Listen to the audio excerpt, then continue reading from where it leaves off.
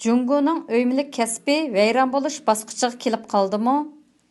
Shi Jinpingning zanjirsimon cho'ng sakrab ilgirlash tushi nimaga hisob? Analizchi Maju. Tarjimada Uyg'ur Pidoi tarjimonlar guruhidan Ansari. Ko'pchilik, yaxshimisilar? Bugun 2019-yili 10-oyning 30-kuni chorshanba. Biz bugun Jungoning o'yimlik kasbi bilan tanishib baqayli. Xalq sud mahkamasining tor betida e'lon qilingan xabarlardagi sonliq ma'lumotlarga asoslanganda 2019-yili yil boshidan 10-oyning 27-kunigacha Jungoda 408 o'yimlik shirkatining vayron bo'lganligini jakarlagan. O'yimlik shirkatlari yo'liqadigan masalalardan mablag'ning kelish manbasi uzilib qilish masalasi bo'lib, oddiylashtirib aytganda mundaq ikki xil ahvolda yuz berdi. Birinchisi, shirkatning amaliy kuchi yetarsiz, ojiz bo'lg'achqa yer setib olish bahosi, qurilish ko'lami shirkatning mablag' yurishtirish iqtidoridan eshib ketib, qurilishni butkazolmaslik ahvoli kelib chiqadi. Chunki to'liqlaydigan mablag' yo'q. Shuning bilan u qurilish tashlandiq bino bo'lib qoladi. Boshqalarga o'tinib beray desimi, oladigan xaridor yo'q. Qarz qaytaradigan mablag'im bo'lmag'achqa majburiy vayron bo'ladigan gap. Ikkinchi ahvolda qurilishni tamomlagan bilan uy setilmay besilib qoladi. Bahoni tushirib setishga hukumat yo'l qo'ymaydi. Qarzning vaqti to'shqanda qarzni qaytarishga amalsiz qoladi. Mablag' yurishtirishda masala ko'rilganlikdan bankidan yangi qarz olib, ko'ni qarzni qaytarishga amal qila olmaydi. Mulki qarzga yetmaydi. Vayron bo'lmoqdan boshqa yo'l qolmaydi. Yuqorqi ahvolda oldi bilan vayron bo'ladigini o'tir kichik tipdagi shirkatlar bo'lib, ularning xayim xatarni oldin mo'lcharlash iqtidori tuvan.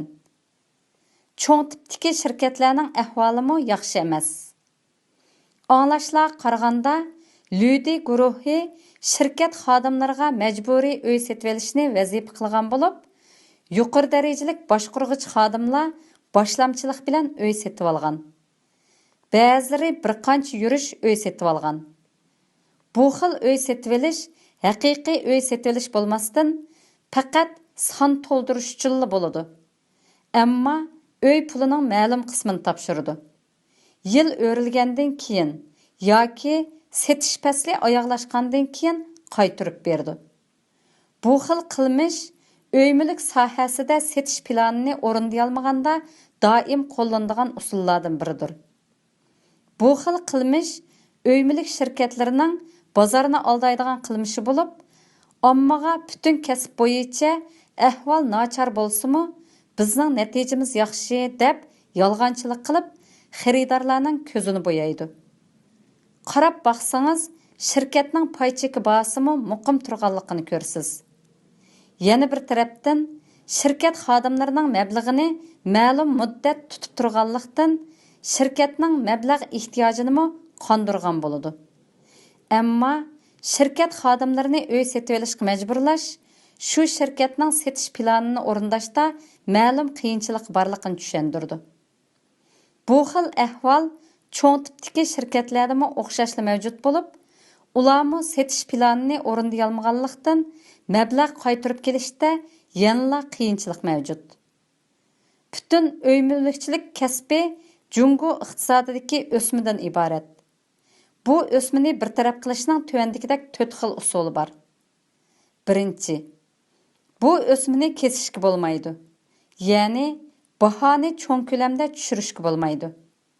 Agar to'satdan to'kma qilib satsa, baho bak tushib ketadi.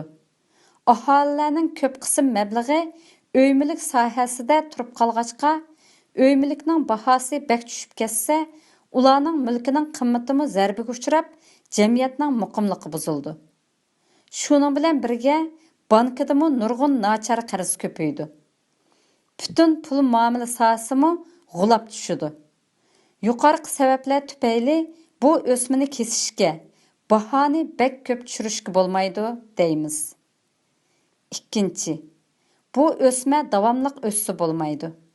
Ya'ni Uyning bahası davamlıq össe bolmaydı. Bahani kontrol qilish kerak. Bo'lmaydikan, kontroldan chiqib ketgan baho fuqarolarning oxirgi pullarini o'ymilikka xarjlatib etib, boshqa sohalarni krizisga uchirtadi. Xalq turmushi buzg'unchilikqa uchraydi. 3. Bu o'smini davomli parvarish qilishga bo'lmaydi. Ya'ni, mablag'ning o'ymilik sohasiga davomli selinishini to'sish kerak.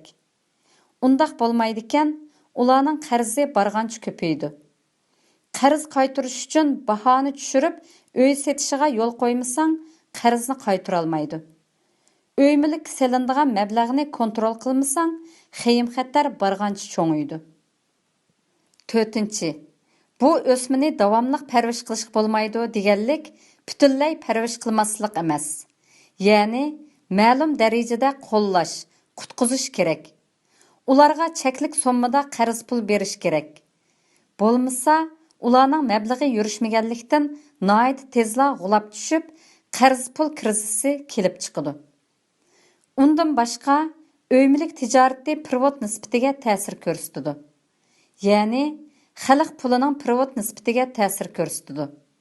Bu haqda izlanib baqqanlar balkim oz bo'lishi mumkin. Jungo hukumati xalq pulining privot nisbatini tushirish orqali bu qatimqi savdo urushida yengib chiqmoqchi. O'ymilik kasbi privot nisbatini tushirishda turtkilik rol o'ynaydi. Shundaq bo'lg'achqa, privot nisbatini tushirish uchun o'ymilik kasbini qo'llash kerak. Chunki Jungoning nurg'un o'ymilik shirkatlarining qarz pul hisoboti Amerika dollari bilan hisobot qilingachqa, ya'ni dollar qarz olgachqa, agar xalq pulining qimmatida o'zgarish bo'lsa, ularning tannarxi ko'paydi. Chunki o'ymilik shirkatlari qarz pulining o'simini dollar bilan to'laydi. Bu aslida iqtisodiy kuchi ojiz bo'lgan bu shirkatlarning vayron bo'lishini tezlatadi. Bu yil 7-oydagi dollar hisobidagi qarz pul qoldig'i 162.700 million dollar bo'lib, Xinda o'ymilikchiligining chet eldan olgan qarzi 17.100 million dollar bo'lib, eng ko'p qarz olgan shirkatlarning biri. O'ymilikchilik kasbi Jungoning xalq pul privot nisbatini go'ro'ga ilib olgan deyishki bo'ladi. Biz Jungoning o'ymilik kasbida qiyinchilikning ig'irligini deyishdik. Balkim ba'zilar o'tgan 48 oyda ba'zi cho'ng o'tir shaharlarda o'ymilik bahasi nima uchun davomli o'sidi deyish mumkin. Bu xil bahodagi o'rlash foydani tez ozlatish badliga o'rlaydi.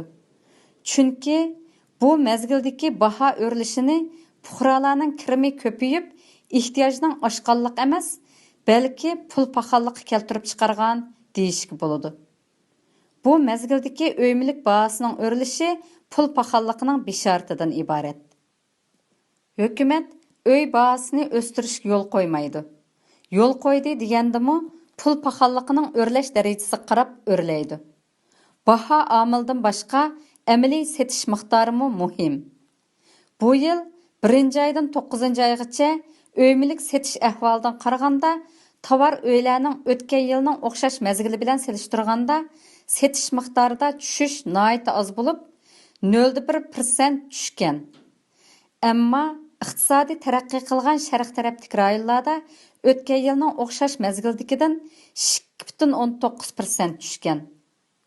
Undaqda Jungoning o'ymilik kasbidagi bu o'smining hozirgi ahvoliga qanday tadbir qo'llanish kerak? Jungo hukumati bu o'smini tashqi kasallar operatsiyasi qilish orqali davolamoqchi. Ya'ni, oldi bilan beslab qolgan o'ylarning setilishi uchun vaqt berish. Bahoni muqim tutish orqali beslab qolgan o'ylarning setilishini qo'lga keltirish. Undan keyin o'ymilik sohasiga silinadigan mablag'ni qisish. Ya'ni, o'ymilik sohasiga beriladigan qarz pul va silinmani qisqartish. Bu orqali ta'minlash bilan ehtiyojning tangpungliqini saqlash. Eng oxiri iqtisodiy vaziyatning yaxshilanishini kutish. Ya'ni, iqtisodiy vaziyatda yaxshilanish bo'lib, fuqarolarning kirim saviyasi bilan uy bahosidagi farq kichiklaganda, fuqarolar aktivlik bilan uy setib olib, besilib qolgan uylarning ko'lamini, xeyim-xatarni kontrol qilg'ili bo'ldigan doiraga tushirishni saqlashdan iborat. Ko'pchilik "Nemishq mundaq deysan?" deb so'rashi mumkin. Jungoning iqtisodiy chekinish bosqichida turmoqda.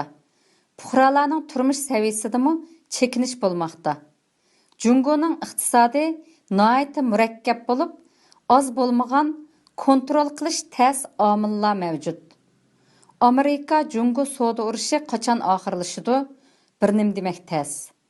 Faqat 2020-yildagi prezident saylamidan keyin balkim oxirlashishi mumkin.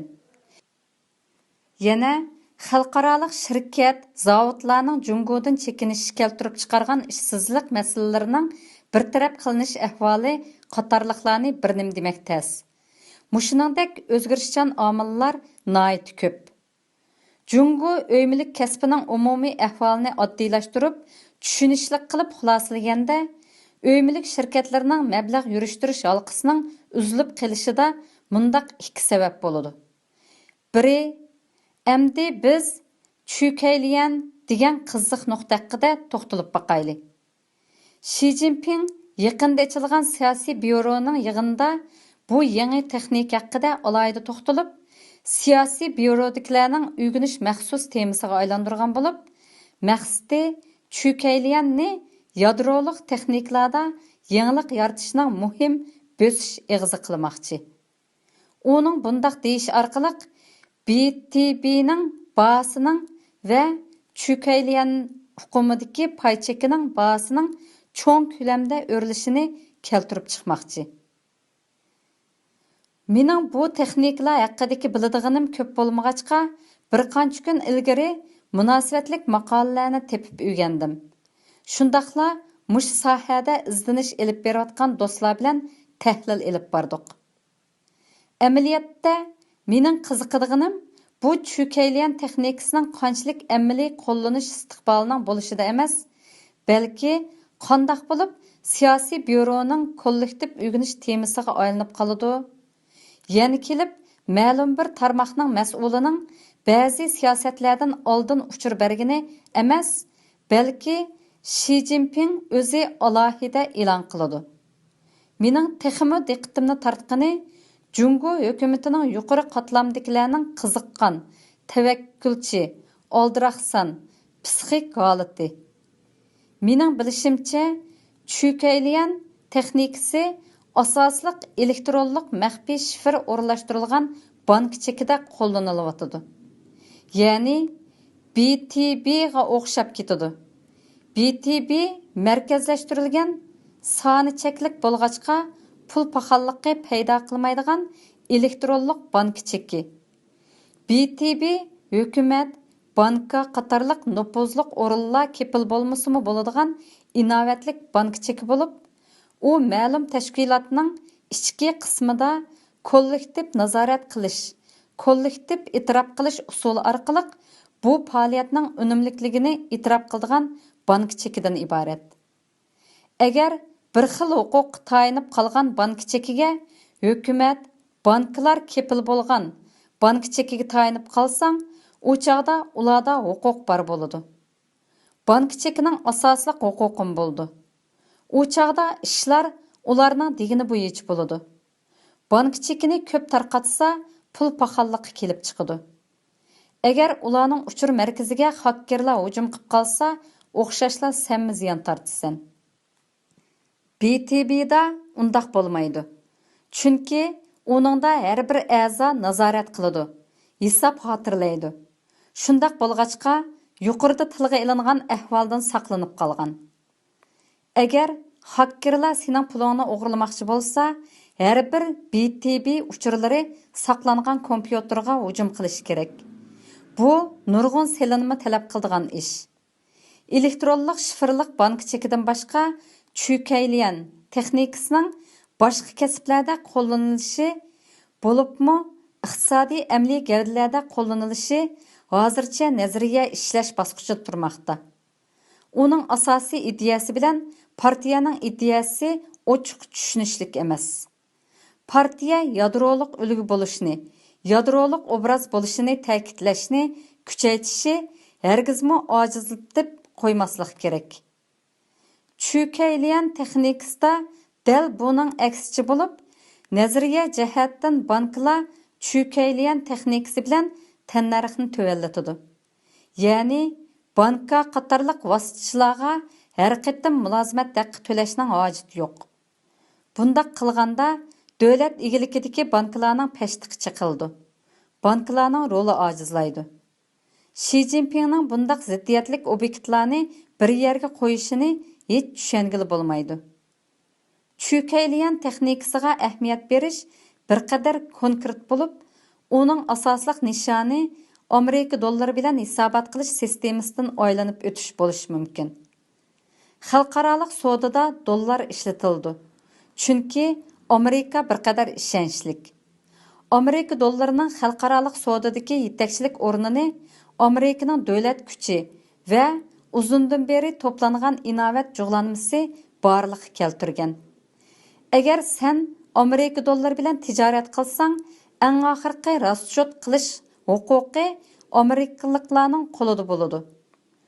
Raschot qilish markazi Amerikaning qo'lida bo'lg'achqa, har vaqt dollar savdoni to'ngiltib qo'ya oladi. İran, Choshan, shundaqla Jungoning birmuncha shirkatlari, banklari bu xil xatarga uchragan. Bu balkim Xi Jinpingning to'satdan çökeyleyen texnikasini o'tirib qo'yishining sababi bo'lishi mumkin. Atalmış Chu Jungshin degini Amerika dollari raschot markazini qabul qilamiz. Shuning bilan birga o'zimizning markazimizni saqlab qolamiz degan ma'noni berishi mumkin. Bir inovat rayoni qurish uchun shu rayonga nurg'un kishilar to'planishi, shundaqla e'tirof qilish kerak. Sen dollarning inovatini e'tirof qilmaydi ekansan, uning o'rniga ko'pchilik e'tirof qiladigan inovat rayonini qurishing kerak. Markaziy bankang bir xil elektronlik bank chekin chiqarsin deyli, ammo sen hamma e'tirof qiladigan, ishonadigan inovat rayoni qura olamsan? Xi Jinpingning Jungocha alaylikka ega birmuncha narsalarni ko'tarib chiqib, sazoyi qilishining maqsadi partiyani gavdalantirishdanla iborat bo'lib, boshqalarning inovat obro'yini chetga qiqishdan iborat. Men texnikaga oid narsalarni ko'p bilmayman. Ammo shuni jazmlashtira olamanki, Xi Jinping menchilik bir narsa bilmaydi. Aniqki, bir qanchaylan bir-ikki yangi texnikani maqtab uchirib, hozirgi iqtisodiy vayronchilikni o'ngshay oladigan qilib ko'rsatib, Xi Jinpingni qoyil qilib qo'ygan gap. Bu meningcha psixikadagi normalsizlikdan iborat. Ma'lum bir texnikani qandoq maqtusun, siyosiy rahbarlarning xizmati kashfiyotchilarning muvaffaqiyat qozonishi uchun, odil raqobatlashish uchun muhit yaratib berishdan iborat. Bu texniklarni sening yordamchi amaldorlaring yozgan doklad emas, balki bozor ham raqobat baholasin. Sening bevosita ma'lum loyihalarni o'tirib qo'yishingning hojati yo'q. Xi Jinpingning çökeyleyen texnikasini siyosiy byuroning yig'inida siyosiy byurodikilarning maxsus o'rganish temasiga aylantirishi Mao Zedongning cho'ng sakrab ilgirlash bo'ron chapqiniga o'xshab qelyotidi. Mao Zedong Polat tavlashni raqobatning yadrosi qilgan bo'lsa, Xi Jinping fan texnikini raqobatning yadrosi qilib, çökeyleyen texnikasi bo'lsa, kelgusida so'zlash huquqimiz bo'ladi deb qaramoqda. Agar cho'ng sakrab ilgirlash shaklini qo'llansang, texnika saviyasi nachar odamlar çökeyleyen turidagi to'liqlim mablag'dan foydalanib, o'zini samirtadiganlar maydonga chiqadi. Siyosiy vazifa bo'lg'achqa, unimi bo'lamdi, bo'lmamdi, uning bilan chatiqi yo'q. Faqat çökeyleyen degan nomdan foydalanib, hukumat pulini qoqti-soqti qilishning yo'lini qiladi. Munosabatlik o'rin, tarmoqlarmi amalning boricha o'tkaldan o'tib olishga tirishadi. Hukumat kasbiy tarmoqlarga vakolatan kasbiy siyosat yo'li qo'ydi ekan, muqarrar ishlab chiqarish eshib ketish va sifatsiz bo'lishdan saqlana olmaydi. Bugungi temani yig'inchoqlaganda men Jungoning o'ymilik kasbining yaqinqi ahvolini ko'pchilikning tushunishiga oson bo'lsin uchun bir necha nuqtaga yig'inchoqlab tushundirdim. Uningdan keyin Shi Jinpingning nazaridagi fan texnikada cho'ng sakrab ilgirlash to'g'risidagi xam xiyollarni o'rtoqlashdik.